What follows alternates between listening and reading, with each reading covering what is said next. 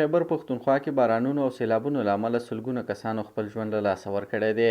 د خیبر پښتونخوا د بیړني حالت ملي ادارې NDMA د راپور له مخې په بونیر، باجوړ، مانسهره، بټګرام، سوات او مینګوره کې د وروستیو بارانونو، سیلابونو، ځمکښویدنې او د اسماني برېښنا د لوېدو له امله په تېرو 24 ساعتونو کې لږ تر لږه 321 کسان مړه شوي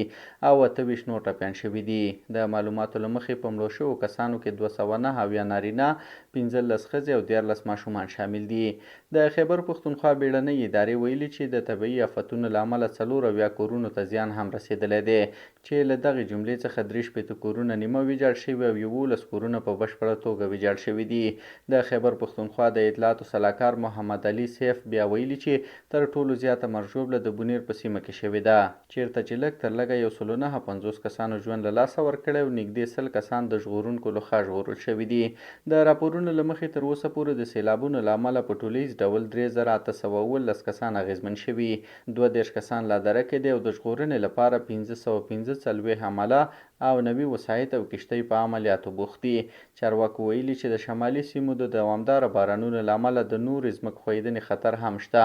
او خلکو او سیلانیانو ته سپارښتنه شوې چې د راتلونکو 5 څخه تر 6 ورځو پورې له سفره ډډه وکړي. د بیړنۍ ادارې ویان ویلي چې یادې ادارې د صوبایي حکومت، PDM، پوځ او ځولي ادارو سره په ګډه د ژغورنې او مرستې عملیات پیل کړي او هڅه کوي چې له بیړني وضعیت سره پر وخت مقابله وکړي.